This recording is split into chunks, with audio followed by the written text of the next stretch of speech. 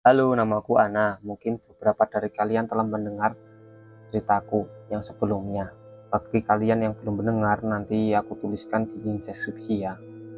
Kali ini aku akan menceritakan kenapa teror itu selalu menggangguku dan keluarga kecilku. Setelah aku ceritakan pengalamanku yang sebelumnya kepada Rizal, entah kenapa wajah Rizal begitu tenang, tidak seperti mengkhawatirkan aku dan anaknya. Iseng-iseng aja kali, udah biarin aja, nanti juga pergi sendiri kok, ucap Rizal tanpa ada rasa khawatir sedikit pun. Aku pun mengiyakan ucapan Rizal tersebut. Mungkin ada benarnya juga perkataan tersebut. Sampai suatu hari aku mencium bau-bau aneh di halaman belakang seperti bau menyan. Pada saat itu warna jingga sudah menghiasi langit. Dengan enggan aku pun menghampiri asal bau tersebut. Saat akan menghampiri asal bau tersebut, tiba-tiba Rizal muncul dari belakangku. Ada apa nah? Ucap Rizal yang seketika membuatku langsung terkejut. Astaga, kamu ngagetin aja. Bentakku karena Rizal membuatku terkejut. Aku nyium bau menyan di belakang. Kamu nyium nggak? Lanjutku pada Rizal. Agak ah, mulut kamu itu dekat kali ke hidung, jadinya kecium bau menyan. Hehehe, jawab Rizal. Yang membuatku dongkol dengan jawabannya. Kamu ya serius sih kamu, nyium nggak? Sekali lagi aku bertanya dengan serius pada Rizal. Aku pun meminta Rizal untuk memeriksa apakah ada sesuatu di halaman belakang. Nggak ada apa-apa, udah nggak ada kan bau menyan, ucap Rizal setelah memeriksa ke halaman belakang dan tidak menemukan apa-apa. Memang bau menyan itu pun sudah menghilang, namun aku penasaran kok bisa secepat itu menghilang, apalagi menghilangnya bau menyan tersebut barengan saat Rizal memeriksa ke halaman belakang.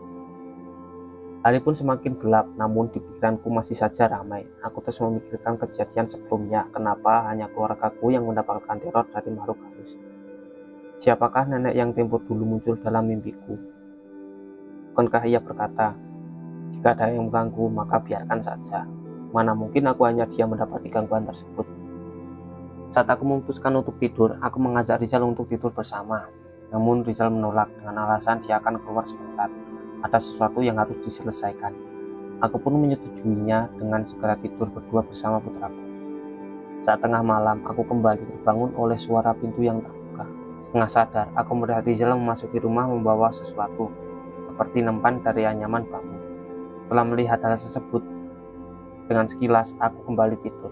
Sesaat kemudian aku terbangun kembali mendapati suamiku tak ada di sisiku. Bukankah tadi dia sudah masuk dari rumah kan? Aku penasaran kemana perginya Rizal. Setengah sadar aku pun bangkit dari tempat tidurku. Aku pun menemukan Rizal yang sedang duduk bersila di atas sajadah. Awalnya aku begitu tersentuh melihat suamiku yang sedang sholat malam. Namun aku keliru. Saat ku dekati, ternyata apa yang sedang dilakukan oleh Rizal bukan sembahyang. Ternyata Rizal sedang melakukan ritual aneh. Apa yang dibawa Rizal sebelumnya adalah nempan berisi sesajen.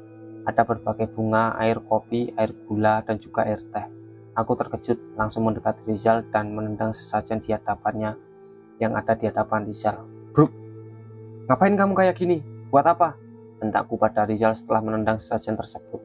Astaga, Nana. Ngapain kamu di sini? Jawab Rizal terbata karena terkejut dengan seranganku. Aku pun merasa sangat emosi, lalu menuju ke arah sesajen yang sudah ku tendang sebelumnya. Ini semua buat apa? Jangan-jangan semua teror yang aku rasain penyebabnya adalah barang-barang ini. Aku pun menangis karena emosi melihat kelakuan suamiku ini. Dengerin dulu nah, semua yang aku lakuin ini ada tujuannya. Aku disuruh orang pintar buat sendirian di sini. Ini bisa buat kita kaya nah. Jawaban Rizal membuat semua ini lebih tak masuk akal. Apa? Kamu persugihan ya? Kalau kamu mau kaya, kerja Zal, kerja. Aku kecewa sama kamu Zal.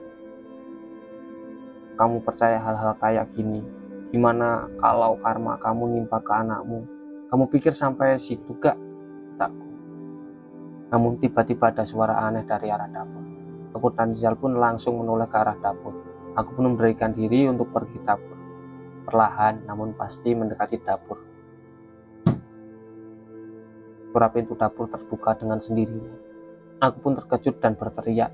Rizal lari dengan panik ke arah pintu dapur. Dia berlari keluar dan buru-buru kembali lagi ke dalam. Dengan wajah penasaran, aku pun bertanya pada Rizal. Ada apa? Sepertinya ada yang salah. Ini semua gara-gara kamu mendang sajen untuk mereka. Mereka tak terima, jawab Rizal menyalahkanku. Aku? Kamu yang seharusnya gak lakukan ini. Kamu undang mereka semua ke sini, bentakku tak terima disalahkan oleh Rizal. Jelas-jelas dia yang membawa semua petaka tersebut. Tak lama setelah pertengkaran kami, aku pun terdiam. Aku mendengar suara perempuan tertawa.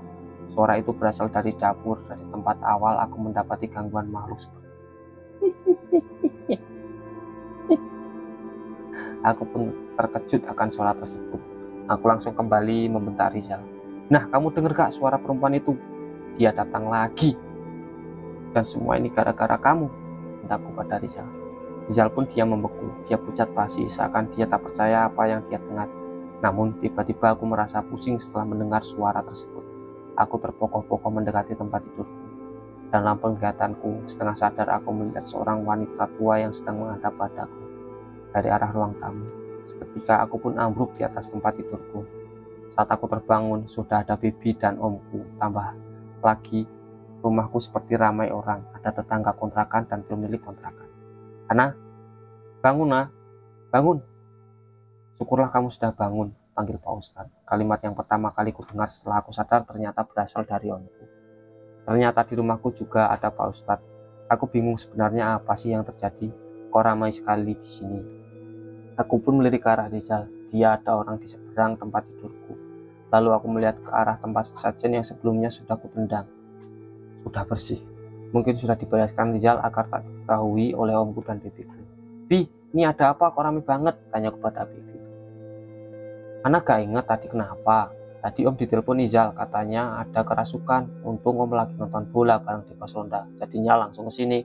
Terus nyuruh orang yang di pos ngebangunin bibi buat nemenin anak kamu. Jelas bibi membuatku kembali bingung. Rasukan? Kok bisa? Aku malah balik tanya pada bibi. Tadi kata Rizal, kalian tadi lagi bergadang. Tiba-tiba kamu bilang kamu pusing. Kamu pamit ke kamar mandi deh. Jelas bibi. Aku ingat sebelumnya aku dan Rizal kan sedang bertengkar masalah sajen yang dilakukan. Sampai akhirnya aku ambruk setengah sadar mendengar suara wanita tertawa yang pasti Rizal sedang berbohong pada bibi dan om.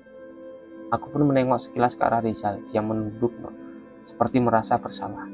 Pas om datang, Rizal lagi nahan badan kamu. Kamu meronta-ronta nah. Terus om masuk ngebantuin Rizal. Pas om pegangin kamu malah nangis sesegukan. Habis itu berubah lagi jadi Kidung Sunda. Pas kamu lagi Kidung nah, om merasa dingin banget di ruangan tuh. Giliran om yang menjelaskan. Aku pun menyimak dengan penasaran.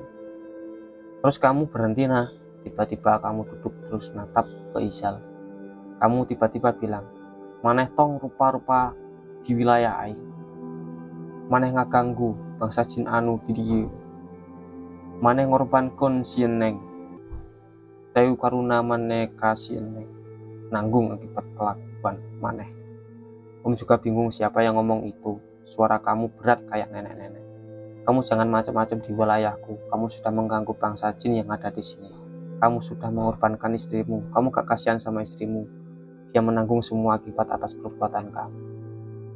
Pas sudah ngomong gitu, kamu pingsan lagi nah. Om sama Rizal angkat kamu ke tempat tidur lagi. Terus datang sama Pak Ustadz. Tetangga juga sudah pada bangun. Pak Ustadz langsung ambil air dari kamar mandi. Ustadz kasih jambi-jambi airnya. Pas airnya dicipratin kamu kayak orang kepanasan nah. Berontak lagi. Kamu nangis-nangis. Udah beres nangis-nangis, kamu langsung gak sadar lagi. Baru sekarang kamu sadar. Om mengakhiri ceritanya. Untuk sekarang kamu ikut bibi aja, nginap di rumah bibi. Bahaya kalau di sini terus. Bibi mengajakku untuk menginap di rumahnya. Aku pun mengiyakan dan segera bersiap untuk pergi dari sini. Aku kembali menatap Rizal. Semua ini memang dia penyebabnya. Setelah itu pun kami berdua tinggal selama beberapa hari di rumah bibi. Rumah kontrakan kami akan diruqyah terlebih dahulu untuk menetralisir gangguan-gangguan makhluk halus. Aku dan Rizal pun tak saling berbicara saat berada di rumah bibi. Aku masih marah padanya, tapi aku tak tega mengadukan dia pada keluarganya. Untuk bagian 2, aku akhiri dulu sampai sini ya. Mungkin setelah ini aku akan menceritakan bagaimana teror ini berakhir. Terima kasih untuk teman-teman yang sudah mau mendengarkan ceritaku. Dan sekali lagi Kita ingatkan kepada kalian yang baru gabung, bisa klik tombol like, komen, dan share subscribe-nya ya guys ya. Bantu ke 10.000 subscriber. Sampai jumpa di kisah selanjutnya. Bye bye.